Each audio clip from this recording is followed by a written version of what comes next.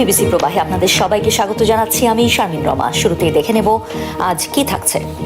পশ্চিমবঙ্গে প্রকাশ্যে গরু ও পশু জবাই নিষিদ্ধ করল বিজেপি। পশু কোরবানি করতে চাইলে নিতে হবে সরকারের অনুমতি। গেরুয়া শিবিরের সিদ্ধান্তে রাজনৈতিক অঙ্গনে সমালোচনার ঝড়। প্রলয়ঙ্কারী ঝড়ে ভারতের উত্তরপ্রদেশে 104 জনের মৃত্যু। সবচেয়ে বেশি ক্ষতিগ্রস্ত প্রয়াগরাজ এলাকা। 24 ঘন্টার মধ্যে ত্রাণ বিতরণের নির্দেশ মুখ্যমন্ত্রী। ইসরায়েলের সঙ্গে আরব আমিরাতের গোপন আঁতাতের খবর আগেই জানত তেহরান। ক্ষমার অযোগ্য অপরাধ বলে আখ্যা, কঠোর বিচারের হুঁশিয়ারি আরাকচির। চীনের প্রেসিডেন্ট শি জিনপিং এর সাথে মার্কিন প্রেসিডেন্টের বৈঠক। শিকে বন্ধু বলে আখ্যা ট্রাম্পের, ইতিবাচক বলছেন বিশ্লেষকরা। বিশ্ব রাজনীতিকে আবারও ভাবাচ্ছে পরমাণু যুদ্ধ আতঙ্ক। পারমাণবিক অস্ত্র ভান্ডার ঘিরে পুতিনের সাম্প্রতিক তৎপরতায় নানা জল্পনা। রাশিয়ার নতুন ক্ষেপণাস্ত্র পরীক্ষার জেরে আলোচনা তুঙ্গে। সম্প্রতি পশ্চিমবঙ্গের বিধানসভা নির্বাচনে বড় জয় পেয়েই একের পর এক নতুন সিদ্ধান্ত নিতে শুরু করেছে বিজেপি সরকার। প্রশাসনিক নানা পরিবর্তনের ধারাবাহিকতায় এবার রাজ্যে পশু জবাই নিয়েও কঠোর নির্দেশনা জারি করা হয়েছে। নতুন এই সিদ্ধান্ত ঘিরে রাজনৈতিক অঙ্গনে শুরু হয়েছে আলোচনা সমালোচনা। নতুন বিজ্ঞপ্তিতে বলা হয়েছে, নির্ধারিত সরকারি অনুমতি ছাড়া গরুসহ কোনো ধরনের পশু জবাই করা যাবে না। শুধু তাই নয়, খোলা জায়গা বা জনসমাগম স্থলে পশু জবাই সম্পূর্ণ নিষিদ্ধ করা হয়েছে। অনুমোদিত কসাইখানা বা স্থানীয় প্রশাসনের নির্ধারিত স্থান ছাড়া কোথাও পশু জবাই করলে শাস্তির মুখে পড়তে হবে। সরকার জানিয়েছে, গরু, ষাঁড়, বলদ, বাছুর, পুরুষ ও স্ত্রী মহিষ, মহিষের বাছুর এবং গোজা মহিষ সহ সব ধরনের পশু জবাইয়ের আগে স্থানীয় প্রশাসন ও সরকারি পশু চিকিৎসকের যৌথ সনদ নিতে হবে। ওই সনদে উল্লেখ থাকতে হবে পশুটি কাজ বা প্রজননের উপযোগী নয়, কিংবা বয়স, আঘাত বা অনিরাময়যোগ্য রোগের কারণে স্থায়ীভাবে অক্ষম হয়ে পড়েছে। এই সনদ পৌরসভার চেয়ারম্যান বা পঞ্চায়েত সমিতির সভাপতিকে এবং সরকারি পশু চিকিৎসককে যৌথভাবে দিতে হবে। নতুন নিয়ম অনুযায়ী সনদ ছাড়া পশু জবাই করলে সর্বোচ্চ 6 মাসের কারাদণ্ড, 1000 রুপি জরিমানা অথবা উভয়দণ্ড হতে পারে। পাশাপাশি এসব অপরাধকে আমলযোগ্য হিসেবেও গণ্য করা হবে। সরকারের এই সিদ্ধান্তকে কেন্দ্র করে ইতিমধ্যে রাজনৈতিক মহলে তর্ক বিতর্ক শুরু হয়েছে। বিরোধীরা একে সাধারণ মানুষের জীবনযাত্রার হস্তক্ষেপ হিসেবে দেখছে, আর সরকার বলছে পশু জবাইয়ের শৃঙ্খলা আনতেই এই পদক্ষেপ নেওয়া হয়েছে। ভারতের সর্বাধিক জনবহুল রাজ্য উত্তরপ্রদেশে প্রবল ঝড়, শিলাবৃষ্টি ও বজ্রপাতে অন্তত 104 জন নিহত হয়েছেন। বৃহস্পতিবার ক্ষতিগ্রস্ত অঞ্চলের উদ্ধারকারী কর্মকর্তারা এ তথ্য নিশ্চিত করেন। এই ঘটনায় এরই মধ্যে রাজ্যের মুখ্যমন্ত্রী 24 ঘন্টার মধ্যে ত্রাণ বিতরণের নির্দেশ দিয়েছেন। ঝড়ের দমকা হাওয়ায় বিভিন্ন জায়গায় উপড়ে গেছে গাছ ও বিলবোর্ড, ভেঙে গেছে বিদ্যুতের খুঁটি এবং ক্ষতিগ্রস্ত হয়েছে শত শত কাঁচা ও আধা পাকা ঘরবাড়ি। বার্তা সংস্থা রয়টার্সের তথ্য বলছে, ঝড়ে মৃত্যুর পাশাপাশি অন্তত 87টি বাড়ি ক্ষতিগ্রস্ত হয়েছে। মারা গেছে 114টি গবাদি পশু। রাজ্যের ত্রাণ কমিশনার ঋষিকেশ ভাস্কর যশোদের কার্যালয়ের বরাতে রয়টার্স জানায়, উত্তরপ্রদেশের প্রায় 12টি জেলায় অন্তত 104 জনের মৃত্যু হয়েছে। তীর্থনগরী হিসেবে পরিচিত প্রয়াগরাজের আশপাশের এলাকাগুলোর ঝড়ে সবচেয়ে বেশি ক্ষতিগ্রস্ত হয়েছে। সরকারি তথ্য অনুযায়ী প্রয়াগরাজে 17 জন, ভাদোহিতে 16 জন, ফতেহপুরে 9 জন, বদাউনে 5 জন এবং প্রতাপগড়ে 4 জনের মৃত্যু হয়েছে। এছাড়া চন্দৌলি ও কুশীনগরে 2 জন করে এবং সোনভদ্র জেলায় 1 জনের মৃত্যুর খবর পাওয়া গেছে। কানপুর দেহাত ও দেউরিয়াতেও পৃথক বজ্রপাতের ঘটনায় প্রাণহানির খবর আছে। বৃহস্পতিবার পুলিশ জানায়, প্রশাসনিক কর্মকর্তারা ক্ষতিগ্রস্ত এলাকাগুলো পর্যবেক্ষণ করছেন। এদিকে রাজধানী নয়াদিল্লির কিছু অংশে বৃষ্টিপাত হওয়ায় ইন্দিরা গান্ধী আন্তর্জাতিক বিমানবন্দরের বিমান চলাচলও ব্যাহত হয়েছে। গত 28 ফেব্রুয়ারি ইরানে যৌথ হামলা চালায় ইসরায়েল ও যুক্তরাষ্ট্র। এরপর টানা 40 দিন তাদের সঙ্গে যুদ্ধ হয় ইরানের। যুদ্ধের মধ্যেই গোপনে ও লুকিয়ে সংযুক্ত আরব আমিরাতে যান ইসরায়েলি প্রধানমন্ত্রী বেনিয়ামিন নেতানিয়াহু। বুধবার নেতানিয়াহুর দপ্তর এক বিবৃতিতে তথ্য জানায়, যদিও আমিরাত এ দাবি অস্বীকার করেছে। কিন্তু ইরানের পররাষ্ট্রমন্ত্রী আব্বাস আরাকচি জানিয়েছেন, আবুধাবিতে নেতানিয়াহুর এ গোপন সফরের ব্যাপারে তারা আগে থেকেই জানতেন। তিনি আমিরাতকে হুমকি দিয়ে বলেছেন, ইসরায়েলের সঙ্গে এমন গোপন আঁতাত ক্ষমার অযোগ্য। এই ব্যাপারে এক্সে তিনি লিখেছেন, নেতানিয়াহু প্রকাশ্যে ঘোষণা করেছেন তিনি আমিরাতে গিয়েছিলেন, যা আমাদের নিরাপত্তা বাহিনীর সদস্যরা অনেক আগেই আমাদের নেতাদের জানিয়েছিলেন। আরাকচি বলেন, ইরানের মানুষদের সঙ্গে শত্রুতা বোকার খেলা। ইরানি পররাষ্ট্রমন্ত্রী আরো বলেন, ইসরায়েলের সঙ্গে এসব আঁতাত বিভাজন তৈরি করবে, যারা এর সঙ্গে জড়িত তাদের বিচারের আওতায় আনা হবে। এদিকে নেতানিয়াহুর সফরের দাবি পুরোপুরি অস্বীকার করেছে আমিরাত। দেশটির পররাষ্ট্র মন্ত্রণালয় বলেছে যে সফরের কথা বলা হচ্ছে, এটির কোনো অস্তিত্ব নেই। এছাড়া ইসরায়েলের সঙ্গে তাদের সম্পর্ক লুকানো সফরের ওপর ভিত্তি করে প্রতিষ্ঠিত নয় বলেও দাবি করা হয়। 2020 সালে যুক্তরাষ্ট্রের মধ্যস্থতায় ইসরায়েলের সঙ্গে কূটনৈতিক সম্পর্ক স্থাপন করে আমিরাত। ওই সময় তাদের সঙ্গে বাহরাইন, মরক্কো এবং সুদানও যোগ দিয়েছিল।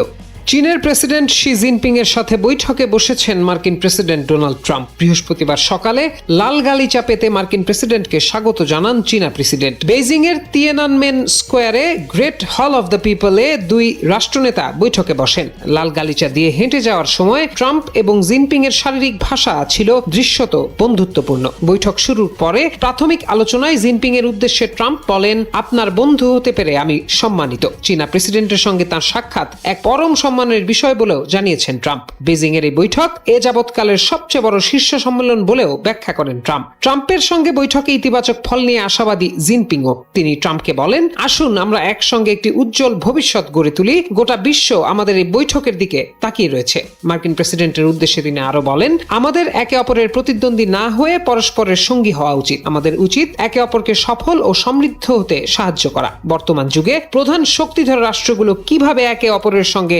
শান্তিপূর্ণভাবে সহাবস্থান করতে পারে তার সঠিক পথের সন্ধানও করা উচিত। আমেরিকা এবং চীন দুই দেশই চাইছে নিজেদের মধ্যে কূটনৈতিক সম্পর্ক মসৃণ করতে। প্রাথমিক কথাবার্তায় তেমনই আভাস দিয়েছেন দুই দেশের প্রেসিডেন্ট। গত বছরের শুল্ক উত্তেজনার পর ট্রাম্পের এই সফরে ওয়াশিংটন বেইজিং কূটনৈতিক সম্পর্ক কোন দিকে মোড় নেয় তা নিয়ে কৌতূহলী গোটা বিশ্ব।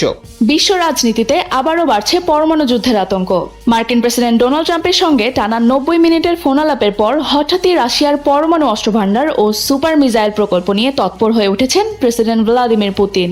সরাসরি রাষ্ট্রীয় পরমাণু সংস্থা রোসাটমের দফতরে গিয়ে তিনি খোঁজ নিয়েছেন রাশিয়ার অ্যাপোক্যালিপস অস্ত্র ও নিউক্লিয়ার শিল্ডের প্রস্তুতি সম্পর্কে।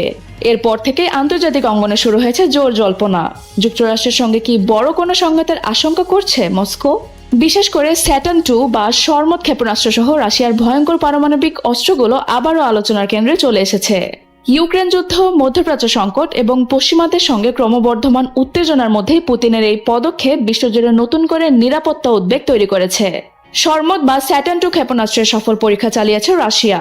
আন্তঃমহাদেশীয় এই ব্যালিস্টিক মিসাইল ঘন্টায় প্রায় 25,000 কিলোমিটার বেগে 18,000 কিলোমিটার দূরে হামলা চালাতে সক্ষম বলে দাবি করা হয়েছে। পশ্চিমা বিশ্বে এটিকে শয়তানের দূত হিসেবেও আখ্যা দেওয়া হয়েছে। পুতিনের বরাত দিয়ে আল জাজিরার খবরে বলা হয়েছে, এই মিসাইল বিশ্বের অন্যতম শক্তিশালী মিসাইল। ফ্রান্স নিউজ 24 এর খবরে বলা হয়েছে, এবছরের শেষ দিকে নতুন এই পরমাণু মিসাইলটি যুদ্ধের জন্য সম্পূর্ণ প্রস্তুত হবে। যুক্তরাষ্ট্র ইরানের সঙ্গে চলমান সংকটের মধ্যে এই ক্ষেপণাস্ত্র পরীক্ষা চালিয়ে রাশিয়া কি বার্তা দিতে চায় তা নিয়ে ভাবছেন যুক্তরাষ্ট্র সহ পশ্চিমা বিশ্বের নিরাপত্তা সংশ্লিষ্টরা। ক্রেমলিনের মুখপাত্র জানিয়েছেন, ট্রাম্প ও পুতিনের আলোচনায় ইউক্রেন যুদ্ধ ও মধ্যপ্রাচ্যের পরিস্থিতি উঠে আসে। ফোনালাপের পরে রুশ প্রেসিডেন্ট রাষ্ট্রীয় পরমাণু সংস্থা রোসাটমের দফতর পরিদর্শন করেন এবং দেশের নিউক্লিয়ার শিল্ড ও সুপার অস্ত্রগুলোর প্রস্তুতি নিয়ে খোঁজ নেন। রোসাটমের সিইও দাবি করেছেন, রাশিয়ার নিউক্লিয়ার ট্রায়াড অর্থাৎ জল, স্থল ও আকাশ এই 3 দিক থেকে পারমাণবিক হামলা চালানোর সক্ষমতা এখন 99% প্রস্তুত। রাশিয়ার সবচেয়ে আলোচিত অস্ত্রগুলোর মধ্যে রয়েছে বুরেভেস্তনিক এবং অরিশনিক ব্যালিস্টিক মিসাইল ও পোসাইডন আন্ডার ওয়াটার ড্রোন এবং শর্মদ ICBM। বুরেভেস্তনিক মিসাইল প্রায় 14,000 কিলোমিটার পর্যন্ত উঠতে পারে এবং রাডারে সহজে ধরা পড়ে না বলে দাবি করা হয়। এদিকে অরিশনিক ব্যালিস্টিক মিসাইল শব্দের গতির চেয়েও 10 গুণ দ্রুত গতিতে ছুটতে পারে। এটি আধুনিক প্রতিরক্ষা ব্যবস্থার জন্য বড় চ্যালেঞ্জ বলে মনে করা হচ্ছে। এছাড়া পোসাইডন আন্ডার ওয়াটার ড্রোনকে সমুদ্রের প্রলয়াস্ত্র বলা হচ্ছে। পরমাণু শক্তিচালিত এই ড্রোন সমুদ্রের মতো ধ্বংসযজ্ঞ ঘটাতে সক্ষম বলে দাবি করছে রাশিয়া। আয়াতুল্লাহ আলী খামেনি সহ শীর্ষ কর্মকর্তাদের হত্যার প্রতিশোধের নেশায় যখন দিকভ্রান্ত পথিকের মতো হন্যে হয়ে ইসরায়েলের প্রধানমন্ত্রী বেনিয়ামিন নেতানিয়াহুকে খুঁজে ফিরছে ইরান, তখন তিনি নাকি গোপনে সংযুক্ত আরব আমিরাত সফর করেছেন। ইউএই এর প্রেসিডেন্ট মোহাম্মদ বিন জায়েদ আল নাহিয়ানের সঙ্গে গোপন বৈঠক করেছেন, যেখানে দুই দেশের সম্পর্কে এক ঐতিহাসিক অগ্রগতিও হয়েছে, এমন দাবি খোদ নেতানিয়াহুর। তবে এই দাবি অস্বীকার করেছে আমিরাতের পররাষ্ট্র মন্ত্রণালয়। আমিরাতের পররাষ্ট্র মন্ত্রণালয় জানিয়েছে, নেতানিয়াহুর সফর কিংবা কোনো ইসরায়েলি সামরিক প্রতিনিধি দলের আমিরাতে যাওয়ার খবর সম্পূর্ণ ভিত্তিহীন। ইসরায়েলের সঙ্গে তাদের সম্পর্ক কোনো গোপন বা অনানুষ্ঠানিক ব্যবস্থার উপর নির্ভর করে না, বরং দুই দেশের সম্পর্ক প্রকাশ্য এবং আনুষ্ঠানিকভাবে স্বীকৃত আব্রাহাম অ্যাকর্ডস এর আওতায় পরিচালিত হয়। আব্রাহাম অ্যাকর্ডস হলো এমন এক চুক্তি যা ইসরায়েলের সঙ্গে আরব দেশগুলোর সম্পর্ক স্বাভাবিক করতে নিজের প্রথম মেয়াদে করে দিয়ে গিয়েছিলেন ট্রাম্প। আরব আমিরাত নেতানিয়াহুর সঙ্গে গোপন বৈঠকের কথা অস্বীকার করলেও বার্তা সংস্থা রয়টার্স জানিয়েছে, নেতানিয়াহু ও আমিরাতের প্রেসিডেন্ট ওমান সীমান্তের কাছে আল আইন শহরে কয়েক ঘন্টা ধরে বৈঠক করেছেন। অন্যদিকে ইসরায়েলে নিযুক্ত মার্কিন রাষ্ট্রদূত মাইক হাকাবি জানিয়েছেন, ইরানি হামলা মোকাবিলায় সহায়তার জন্য ইসরায়েল সংযুক্ত আরব আমিরাতে আয়রন ডোম ও কর্মী মোতায়েন করেছে। যুদ্ধ শুরুর পর ইরানের অন্যতম টার্গেট ছিল আরব আমিরাত। ইসরায়েল ঘনিষ্ঠতার কারণে তেহরান বহু বছর ধরেই আমিরাতের ওপর ক্ষুব্ধ ছিল। যেই ক্ষোভের কারণে উপসাগরীয় দেশগুলোর মধ্যে সবচেয়ে বেশি আরব আমিরাতকেই টার্গেট করেছে ইরান।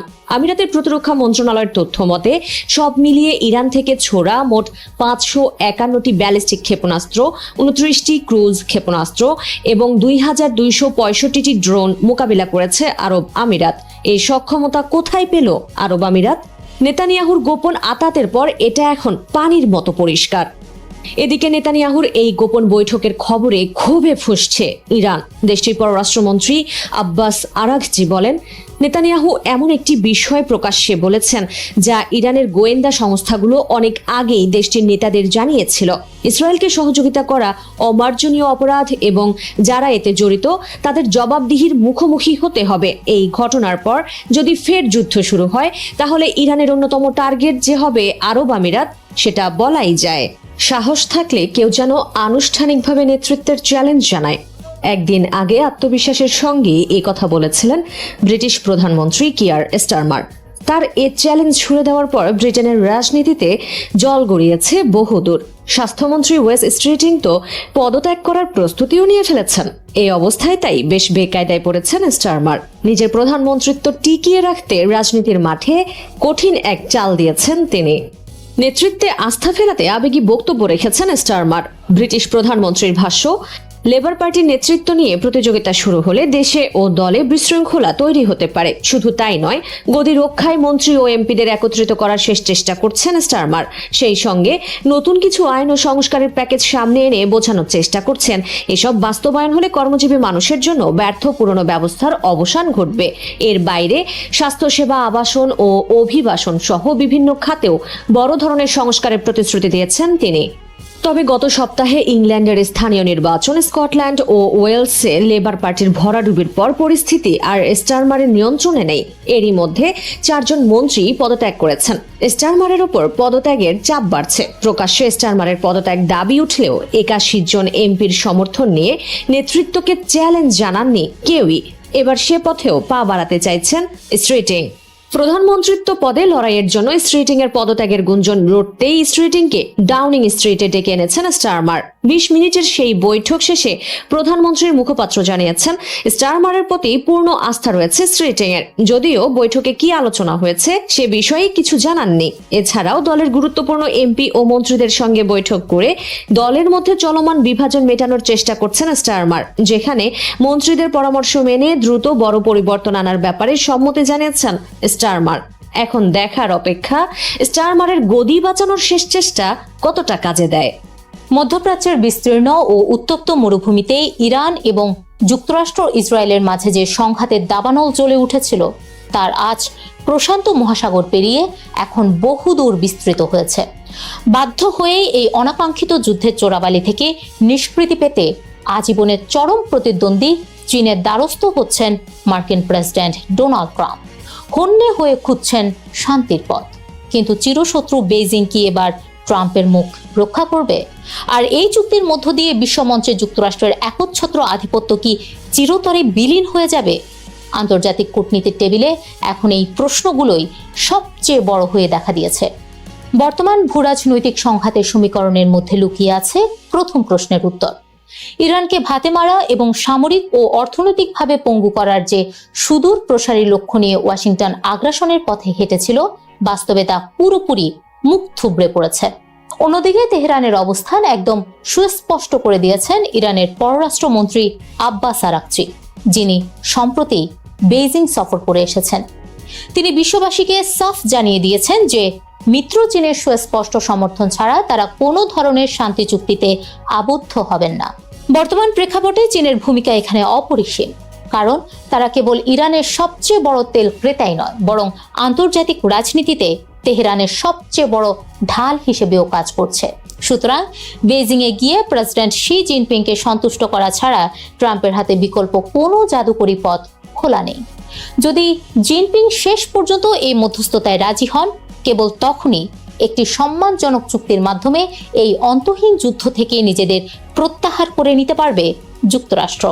অন্যথায় তেহরানের ওপর কার্যকরী চাপ প্রয়োগের আর কোনো মোক্ষম অস্ত্রই ওয়াশিংটনের ঝুলিতে অবশিষ্ট থাকবে না। তবে দ্বিতীয় প্রশ্নের উত্তরটি প্রেসিডেন্ট ডোনাল্ড ট্রাম্প এবং মার্কিন যুক্তরাষ্ট্রের জন্য বেশ অস্বস্তিকর ও হতাশাজনক। যদি বেইজিং সফরে গিয়ে ট্রাম্প কোনো ধরনের সমঝোতায় পৌঁছাতে সক্ষম হন, তবুও এর চড়া মূল্য চোকাতে হবে ওয়াশিংটনকে। বিনিময়ে ভূরাজনৈতিক অঙ্গনে চীনকে বিশাল সুবিধা ছেড়ে দিতে হবে তাদের। ওয়াশিংটন বর্তমানে এমন এক জটিল খাদের কিনারায় দাঁড়িয়ে আছে, যেখানে বেইজিংকে গ্লোবাল পিসমেকার বা বিশ্ব শান্তি প্রতিষ্ঠাকারী হিসেবে মেনে নেওয়া ছাড়া তাদের সামনে সত্যিই কোনো উপায় নেই। আর এমনটা ঘটলে মধ্যপ্রাচ্যে টানা কয়েক দশক ধরে চলা যুক্তরাষ্ট্রের যে একক ও অপ্রতিদ্বন্দ্বী আধিপত্য ছিল, তার চূড়ান্ত অবসান ঘটবে। বিশেষজ্ঞরা মনে করছেন, বেইজিং এর এই সুচতুর কূটনৈতিক চাল মূলত ট্রাম্পের বিখ্যাত ও বহুল চর্চিত আমেরিকা ফার্স্ট নীতিকে প্রকাশ্য দিবালোকে বৃদ্ধাঙ্গুলি দেখাচ্ছে। শুধু তাই নয়, বিশ্বমঞ্চের প্রধান চালকের আসনে এই ঘটনা চীনকে অত্যন্ত শক্তভাবে বসিয়ে দেবে। মার্কিন অভ্যন্তরীণ রাজনীতির প্রবল চাপও ট্রাম্পকে এই আপোষকামী সফরে বাধ্য করছে বলে মনে করছেন বিশ্লেষকরা। সামনেই অনুষ্ঠিত হতে যাচ্ছে নভেম্বরের মধ্যবর্তী নির্বাচন, যেখানে ভয়াবহ মুদ্রাস্ফীতি এবং জ্বালানি তেলের আকাশ ছোঁয়া দাম নিয়ে সাধারণ ভোটারদের তোপের মুখে পড়েছেন রিপাবলিকানরা। তাদের রাজনৈতিক অস্তিত্ব টিকিয়ে রাখার জন্য একটি দ্রুত শান্তি চুক্তি এখন আক্ষরিক অর্থেই জীবন মরণের প্রশ্ন হয়ে দাঁড়িয়েছে। তাই ট্রাম্পের জন্য এই সফর নিছক কোনো সাধারণ কূটনৈতিক যাত্রা নয়, বরং এটি একটি মরিয়া প্রচেষ্টা, যেখানে তিনি প্রবল প্রতিদ্বন্দ্বী চীনের কাছে মাথা নত করে হলেও নিজের দেশে নির্বাচনের আগে এই যুদ্ধের দ্রুত অবসান চাইছেন। কিন্তু বেইজিং কি এত সহজেই নিজের ভূরাজনৈতিক স্বার্থ বিসর্জন দেবে? এর উত্তর হলো মোটেও না। ইউরোপের ইউক্রেন সংকট থেকে শুরু করে এশিয়ার তাইওয়ান ইস্যু, প্রতিটি ফ্রন্টে যুক্তরাষ্ট্রকে চরম চাপে রাখার জন্য ইরান যুদ্ধকে একটি শক্তিশালী হাতিয়ার হিসেবে সুনিপুণভাবে ব্যবহার করছে শি জিনপিং এর দেশ। সার্বিক পরিস্থিতি বিবেচনা করলে এটা সহজেই বলা যায়, ট্রাম্পের এই আলোচিত চীন সফর হয়তো আপাতত অস্ত্রের ঝনঝনানি ও বারুদের গন্ধ থামাবে, কিন্তু বৈশ্বিক রাজনীতির দীর্ঘস্থায়ী ভারসাম্য চিরতরে বদলে দেবে বেইজিং এর অনুকূলে। প্রশ্ন থেকেই যায়, নিজের প্রবল দম্ভ বিসর্জন দিয়ে চীনের এই একচ্ছত্র আধিপত্য মেনে নিতে ট্রাম্প কি সত্যি প্রস্তুত? 9 বছর পর চীনের মাটিতে পা রেখেছেন মার্কিন প্রেসিডেন্ট ডোনাল্ড ট্রাম্প। এরপর বেইজিং এর ঐতিহাসিক গ্রেট হল অব দ্য পিপলে চীনের প্রেসিডেন্ট শি জিনপিং এর সঙ্গে বৈঠক করেছেন। কেমন হলো এই বৈঠক? এক শব্দে ট্রাম্পের উত্তর, দারুণ। সত্যি কি শি জিনপিং এর সঙ্গে বৈঠকের সময়টা দারুণ কেটেছে ট্রাম্পের, নাকি বরাবরের মতো এবারও তিনি ফাঁকা আওয়াজ দিচ্ছেন? বার্তা সংস্থা রয়টার্সের প্রতিবেদন কিন্তু সেরকমই বলছে, যেখানে বলা হয়েছে তাইওয়ান অর্থাৎ চীনের দুর্বলতা নিয়ে যুক্তরাষ্ট্রকে সতর্ক করেছেন শি। যেখানে ট্রাম্পকে শি বলেন, চীন যুক্তরাষ্ট্রের সম্পর্কে তাইওয়ান প্রশ্নটি একটি গুরুত্বপূর্ণ ইস্যু। যদি ঠিকঠাক সামলানো না যায়, তাহলে দুদেশের মধ্যে সংঘাত হতে পারে, যা চীন ও যুক্তরাষ্ট্রের সম্পর্ককে অত্যন্ত বিপজ্জনক পরিস্থিতির দিকে ঠেলে দেবে। অর্থাৎ ভদ্র ভাষায় তাইওয়ান ইস্যুতে নাক না গলাতে ট্রাম্পকে সতর্ক করেছেন শি জিনপিং। শি জিনপিং এর এমন সতর্ক বার্তার কারণ, স্বশাসিত তাইওয়ানকে চীন নিজেদের ভূখণ্ড হিসেবে দাবি করলেও তাইওয়ান চায় স্বাধীনতা, আর এ কাজে তাইওয়ানকে কূটনৈতিক ও সামরিকভাবে সহযোগিতা দিয়ে আসছে ওয়াশিংটন।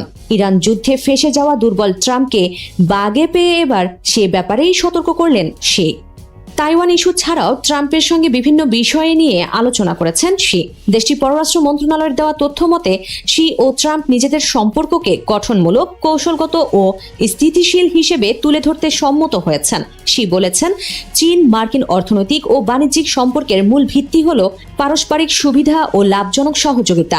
আমরা যখন সহযোগিতা করি উভয় পক্ষ লাভবান হয়, যখন আমরা পরস্পরের মুখোমুখি হই উভয় পক্ষই ক্ষতির শিকার হয়। এর বাইরে মার্কিন ব্যবসার জন্য চীনের দরজা আরও প্রশস্ত করার ঘোষণা দিয়েছেন শি। সেই সঙ্গে দুদেশের সেনাবাহিনীর মধ্যে উন্নত যোগাযোগ ব্যবস্থা, স্বাস্থ্য, কৃষি, পর্যটন, সংস্কৃতি এবং আইন প্রয়োগের মতো ক্ষেত্রগুলিতে সহযোগিতা বাড়ানোর আহ্বান জানিয়েছেন। এছাড়াও দুই নেতার মধ্যে মধ্যপ্রাচ্য পরিস্থিতি, ইউক্রেন সংকট ও কোরীয় উপদ্বীপ নিয়ে মতবিনিময় হয়েছে, যদিও সেসবের বিস্তারিত জানানো হয়নি। এর আগে বৈঠকের শুরুতে ট্রাম্প গ্রেট হল অব দ্য পিপলে পৌঁছালে শি তাকে স্বাগত জানান। এ সময় ট্রাম্পকে গার্ড অব অনার দেওয়া হয়। তখন ট্রাম্প চীনা প্রেসিডেন্টকে বলেন, আপনি একজন মহান নেতা। মাঝে মধ্যে মানুষ আমার মুখে এই কথাটা শুনতে পছন্দ করে না, তবুও আমি বলি আপনার সঙ্গে থাকতে পারাটা সম্মানের, আপনার বন্ধু হতে পারাটাও সম্মানের। চীন যুক্তরাষ্ট্রের সম্পর্ক আগের যে কোনো সময়ের চেয়ে ভালো হতে চলেছে। বিশ্ব রাজনীতিতে আবারও আলোচনায় ভেনেজুয়েলা। একদিকে গায়ানার সঙ্গে সীমান্ত নিয়ে দীর্ঘদিনের আইনি লড়াই, অন্যদিকে মার্কিন প্রেসিডেন্ট ডোনাল্ড ট্রাম্পের এক বিস্ফোরক মন্তব্য। সব মিলিয়ে এক অস্থির সময় পার করছে লাতিন আমেরিকার এই দেশটি। ঘটনার সূত্রপাত 11 মে। ফক্স নিউজের সাথে আলাপকালে ট্রাম্প বলেন তিনি ভেনেজুয়েলাকে যুক্তরাষ্ট্রের 51তম অঙ্গরাজ্য করার বিষয়টি গুরুত্বের সাথে বিবেচনা করছেন। ফক্স নিউজের সহ উপস্থাপক জন রবার্টস সামাজিক যোগাযোগ মাধ্যমে এই বিষয়টি জানিয়ে পোস্ট করেন। ট্রাম্পের এই মন্তব্যের প্রেক্ষাপট অস্পষ্ট। এখন পর্যন্ত এই বিষয়ে কোনো মন্তব্য করেনি হোয়াইট হাউস। তবে এর আগে কানাডার বিষয়ে একই ধরনের মন্তব্য করেছিলেন ট্রাম্প। ট্রাম্পের এই প্রস্তাব সরাসরি প্রত্যাখ্যান করেছেন ভেনেজুয়েলার ভারপ্রাপ্ত প্রেসিডেন্ট ডেলসি রদ্রিগেজ। নেদারল্যান্ডসের দ্য হেগ এ অবস্থিত আন্তর্জাতিক বিচার আদালতে এসিকুইবো নামের একটি অঞ্চলের মালিকানা নিয়ে গায়ানার সাথে চলা শুনানির শেষে রদ্রিগেজ স্পষ্ট করে জানিয়ে দেন, ভেনেজুয়েলা কোনো উপনিবেশ নয়, বরং একটি স্বাধীন দেশ। আমরা আমাদের অখণ্ডতা, সার্বভৌমত্ব, স্বাধীনতা ও ইতিহাস রক্ষা করে যাব। ট্রাম্পের মন্তব্যের আগে রদ্রিগেজ আন্তর্জাতিক বিচার আদালতে এসিকুইবো অঞ্চলের উপর ভেনেজুয়েলার দাবির পক্ষে যুক্তি তুলে ধরেন। তিনি বিচারকদের বলেন, এই শতবর্ষী বিরোধের সমাধান আদালতের রায়ের মাধ্যমে নয়, বরং রাজনৈতিক আলোচনার মাধ্যমেই সম্ভব। ৬২,০০০ বর্গমাইল আয়তনের এসিকুইবো অঞ্চলটি গায়ানার মোট ভূখণ্ডের প্রায় 2/3। এই অঞ্চলটি সোনা, হীরা, কাঠসহ মূল্যবান খনিজ সম্পদে ভরপুর। শুধু তাই নয়, এই উপকূলে রয়েছে বিশাল সব তেল ক্ষেত্র, যেখান থেকে প্রতিদিন গড়ে প্রায় 9 লাখ ব্যারেল তেল উত্তোলন করছে গায়ানা, যা গায়ানাকে বর্তমানে বড় ধরনের জ্বালানি উৎপাদক দেশে পরিণত করেছে। ভেনেজুয়েলার দাবি, স্প্যানিশ উপনিবেশিক আমল থেকেই তাদের অংশ ছিল এসিকুইবো। অন্যদিকে 1899 সালের এক আন্তর্জাতিক সালিসি রায়কে ভিত্তি হিসেবে মানছে গায়ানা। কিন্তু ভেনেজুয়েলার দাবি 1966 সালের জেনেভা চুক্তির মাধ্যমে সেই পুরনো রায়টি বাতিল হয়ে গেছে। 2015 সালে এক্সন মোবিল কোম্পানি এসিকুইবো উপকূলে বড় ধরনের তেল খনির সন্ধান পাওয়ার পর থেকেই বিরোধ বাড়তে থাকে দুই দেশের মাঝে। গায়ানা এই বিরোধ মেটাতে আন্তর্জাতিক বিচার আদালতের দ্বারস্থ হয়। এর আগে ভেনেজুয়েলার সাবেক প্রেসিডেন্ট নিকোলাস মাদুরো এই অঞ্চল দখলের হুমকি দিয়েছিলেন। তবে 2026 জানুয়ারিতে মার্কিন সামরিক অভিযানে মাদুরো আটক হওয়ার পর ভেনেজুয়েলার ক্ষমতার দৃশ্যপট বদলে যায়। বর্তমানে ভারপ্রাপ্ত প্রেসিডেন্ট ডেলসি রদ্রিগেজ আদালতকে বলছেন, এটি আইনি লড়াইয়ের বিষয় নয়, বরং আলোচনার মাধ্যমে সমাধানের বিষয়। তবে আন্তর্জাতিক আদালত এখন যে রায় দেবে তা হবে চূড়ান্ত ও বাধ্যতামূলক। একদিকে ট্রাম্পের অঙ্গরাজ্য বানানোর পরিকল্পনা, অন্যদিকে এসিকুইবো নিয়ে আইনি লড়াই। এই দুই চাপের মুখে ভেনেজুয়েলার ভবিষ্যৎ কোন দিকে মোড় নেয়, এখন সেটাই দেখার বিষয়। আজকে আমরা কথা বলবো আপনার প্যান্ট নিয়ে। শুধু প্যান্ট না, আরো 7টা জিনিস নিয়ে কথা বলবো যেগুলোর পেছনে আছে প্রাচীন পারস্যের অবদান। মানে আজকে ইরান যে অঞ্চলে, সেখানে হাজার হাজার বছর আগে যে সভ্যতা ছিল, তারা এমন কিছু ধারণা আর আবিষ্কার পৃথিবীকে দিয়েছে যেগুলো আজও আমাদের জীবনের অংশ। তবে একটা বিষয় বলতে পারি, এই তালিকার 8 নম্বরে যেটা রয়েছে সেটা আপনার অনুমানের বাইরে। তো চলুন শুরু করা যাক। শুরুতেই প্যান্ট। আজকে আমরা জিন্স থেকে শুরু করে যত রকমের প্যান্ট পরি, সেগুলো ছাড়া তো আমরা জীবন কল্পনাই করতে পারি না। কিন্তু 1000 বছর আগে কি হতো? অনেক সভ্যতার মানুষ স্কার্ট বা ঢিলে ঢালা কাপড় পরতো, এমনকি রোমান সৈন্যরাও যুদ্ধে যেত খোলা পা নিয়েই। তাহলে প্যান্টকে জনপ্রিয় করলো কারা? অনেক ইতিহাসবিদ মনে করেন পারস্য অঞ্চলের অশ্বারোহী যাযাবর জাতিগুলো, কারণ ঘোড়ায় চড়ে দীর্ঘপথ যেতে গেলে প্যান্ট ছিল সবচেয়ে আরামদায়ক আর নিরাপদ পোশাক। আর পাজামা শব্দটির ইতিহাসও মজার। ফরাসি ভাষায় ছিল পায়জামা, মানে পায়ের পোশাক। সেখান থেকে হিন্দি, তারপর ইংরেজিতে পাজামা, আর শেষে আমাদের বাংলায় পাজামা। মানে রাতে যে পাজামা পরে ঘুমান, যেটা পরে খেলতে যান, যেটা পরে ক্লাসে যান, সেটা শিকড় প্রাচীন পারস্যে। আজকে আমরা মানবাধিকার, ধর্মীয় স্বাধীনতা, বহু সাংস্কৃতিক সমাজ, এই সব শব্দগুলো খুব স্বাভাবিকভাবেই বলি, কিন্তু প্রায় 2500 বছর আগে পারস্যের সম্রাট সাইরাস দ্য গ্রেট এমন কিছু করেছিলেন যেটাকে অনেকেই পৃথিবীর প্রথম মানবাধিকার ঘোষণাপত্র বলেন। এটার নাম সাইরাস সিলিন্ডার। মাটির তৈরি একটা সিলিন্ডারে লেখা ছিল মানুষকে নিজের ধর্ম পালন করতে দিতে হবে, দাসদের মুক্তি দিতে হবে, আর বিভিন্ন জাতিগোষ্ঠীকে সম্মান করতে হবে। ভাবা যায় পৃথিবীর অনেক জায়গায় যখন জোর করে শাসন চলছিল, তখন পারস্য সাম্রাজ্য বলছে মানুষ একসাথে শান্তিতে থাকতে পারে। আপনার বাসার সামনে ছোট বাগান আছে অথবা ফুল গাছ ভালো লাগে, তাহলে আপনিও অজান্তেই পারস্য সংস্কৃতির একটি বড় অংশ বহন করছেন। পারস্যবাসীরা বাগানকে শুধু সৌন্দর্যের জন্য বানাতো না, তাদের কাছে এটা ছিল শান্তি, ভারসাম্য আর স্বর্গের প্রতীক। এমনকি প্যারাডাইস শব্দটির শিকড়ও এসেছে প্রাচীন ইরানি শব্দ থেকে, যার মানে ছিল রাজকীয় বাগান। অর্থাৎ আজকে আমরা স্বর্গকে যেভাবে কল্পনা করি, পানি, সবুজ গাছ, এই ধারণাতেও পারস্যের প্রভাব আছে। আজকে কুরিয়ার, ডাক বিভাগ, এমনকি ফুড ডেলিভারি, সবকিছুর পেছনে একটা মূল জিনিস কাজ করে, দ্রুত যোগাযোগ। আর ইতিহাসের প্রথম বড় ডাক নেটওয়ার্ক তৈরি করেছিল পারস্য সাম্রাজ্য। রাজা দারিউসের সময় ঘোড়সওয়ার বার্তাবাহকেরা নির্দিষ্ট স্টেশনে থামতেন, ঘোড়া বদলাতেন, তারপর আবার ছুটে যেতেন। এভাবে বিশাল সাম্রাজ্যের এক প্রান্ত থেকে আরেক প্রান্তে দ্রুত খবর পৌঁছাতো। মানে আজকের আধুনিক পোস্টাল সিস্টেমের প্রাচীন ভার্সন। পৃথিবীর যে কোনো জায়গায় পার্সিয়ান কার্পেট মানে ওয়াও একটা কিছু। পারস্যের গালিচা শুধু একটা কার্পেট না, এটা ছিল শিল্প।